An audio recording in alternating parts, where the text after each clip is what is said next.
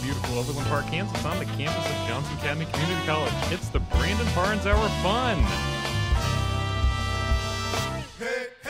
Join Brandon today for some great music, some of the latest news from the world of entertainment, fun comedy bits, and as always, an hour of fun.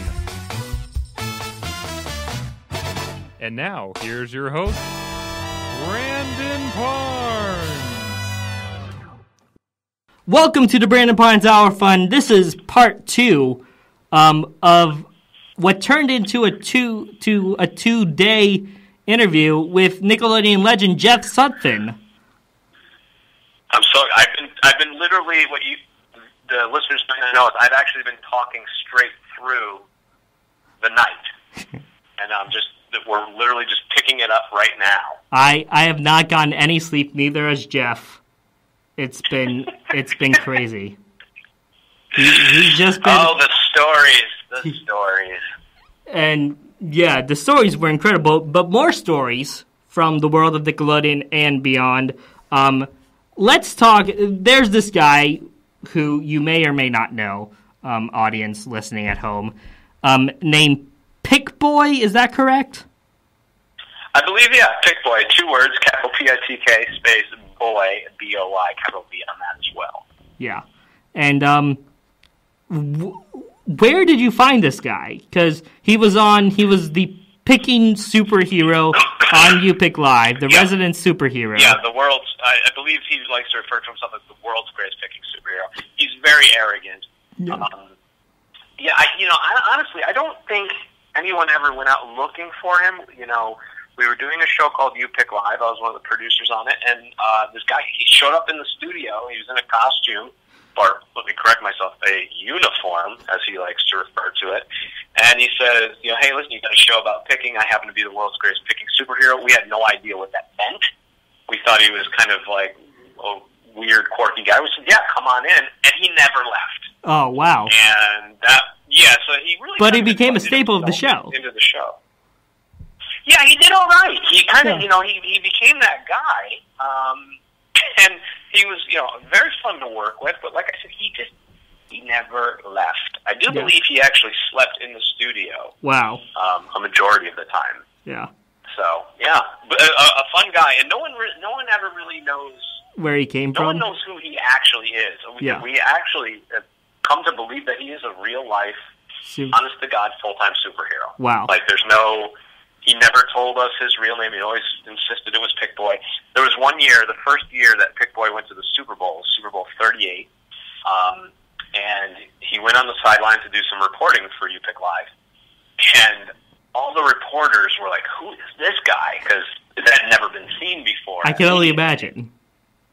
And all the reporters started interviewing Pick Boy and asking who Pick Boy was. Who are you? And he kept saying, I'm Pick Boy. I'm Pick Boy. And they're like, no, what's your real name? He says, it's Pick Boy.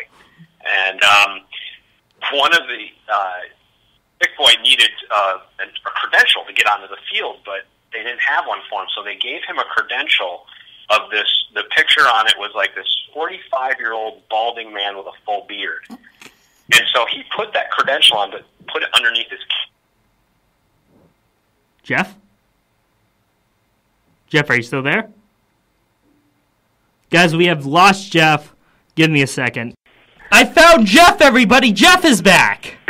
Woohoo! I'm back. So, you were talking about this Pick Boy guy. This Pick Boy guy was given a credential. Yes, he was given a credential, and of course he wouldn't tell anybody his real name because he never did. And the credential he had was hanging around his neck, but underneath his cape backwards. Oh. And he was surrounded by reporters. They kept, berating him. What's your name? What's your name? What are you doing here? What's your deal? And Pick Boy, there was one reporter who was standing to the side of Pick Boy, but leaned behind and saw the credential underneath his cape, and he wrote it down, the name that was on the credential. And so the next day in the Chicago Tribune, it was reported, it says, Pick Boy, also known as Nathan Nelson, was at Super Bowl 38. So Pick Boy's alter ego was always Nathan Nelson because of a credential that he just happened to have that was not him at all, which it just even adds to the mysteriousness of Pick-Boy because it's such a superhero alter ego name. Clark Kent, Nathan Nelson. So if you're a huge fan of You Pick Live and that era of TV, every time there's a bunch of little nods in You Pick Live where we would use the name Nathan Nelson. Like if we were presenting someone with a giant novelty check, you would see the name on there, Nathan Nelson. His name always appeared in scripts here and there. Wow. And that's the story. That's all we know about Pick-Boy is that he's the world's greatest picking superhero. He's got great hair. He's awesome. And his fake name is Nathan Nelson. Now, it's funny because you know Pick-Boy pretty well, and I don't know if Pick-Boy has commented on this, but there is someone challenging his awesomeness. There's someone challenging his awesomeness? I think you may know him, WWE superstar The Miz. Oh, yeah. He hasn't formally come out and challenged it, but he has claimed to be the awesomest person in the world. Yeah, that's a bunch of, listen, that's a whole different fight. I'm sure Pick-Boy would be glad to take that on, provided The Miz doesn't mess up his hair. But as far as I'm aware, The Miz is pretty concerned about his appearance as well. Yeah. And in some circles, I do believe there are some fans out there that believe that Pick-Boy and The Miz are the same person. Wow. Yes, I've seen that kind of floating out there in the internet universe that The Miz is actually indeed Pick-Boy. And who am I to say? It could be. It could be. It could be. Yeah. Which would be even more mind-blowing because it would be Pick-Boy, The Miz, and Nathan Nelson. Oh, try wrapping your brain around that one. Yeah. Oh, my God. So I want you to finish this sentence for me, okay? Okay. Working for Nickelodeon, I never thought in my wildest dreams Whew. That's tough to finish that sentence because it's pretty much every day at work was something I never thought I would be doing. Between getting slimed, meeting every celebrity under the sun, and traveling to unbelievable places. I've been to France, London. I've been to, every major. Working at Nickelodeon, I never thought that work could be this fun. It would probably be the best way to finish that sentence.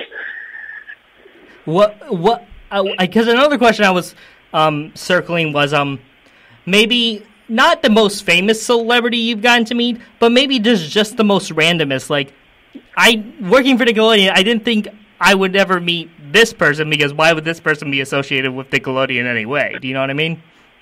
Right. I'd say probably my favorite person that I've ever met is Tom Kenny, the voice of SpongeBob. Oh, he's a favorite. Hands down, the nicest guy in the world. I have never met a person who can say anything remotely nasty about the guy. Everyone's like, oh my God, he's the most amazing person in the world. And I will echo that comment. He is a person that not only do I find to be incredibly fantastic and awesome to be around, he is a person that is always willing to take time to, what is it you need, no matter how busy he is. And he's also a person that I actually kind of look up to and is considered my mentor as I've had my path and journey through the Nickelodeon world. He's been a person I've always been able to call and talk to and go, hey, let me bounce this off you. How would you handle this? What's your thought on this? And he's always been great to, give me advice, and he's been a great friend. That is super, super cool. And I'm looking at my notes here, and for the most part, we're done. But I love you so much, and I told you I've been watching you since I was 7. Because you would be on You Pick Live, just kind of doing some things here and there. And just when Brain Surge came on, I remember it was the day of I think it was Rosh Hashanah, the Jewish New Year, and it was the day of the Nickelodeon rebrand launch. And I remember going home watching Brain Surge and thinking that this guy's killing it on the park. Nickelodeon game shows are back. Then you brought Figure It Out back, and it was awesome. Well, thanks, Brandon. It's been so awesome to be able to be a guest on your show. Thank you so much for having me. And listen, I could always use an hour of fun in my day, so whenever you want to give me a shout, let me know. And I definitely will. We're gonna be back with more music and more talk. But for now, Jeff Sutphen, thank you so much for being here. We are gonna play a very, very short song right now. This is Her Majesty by the Beatles. Thanks to Jeff Sutphen. Here's Her Majesty.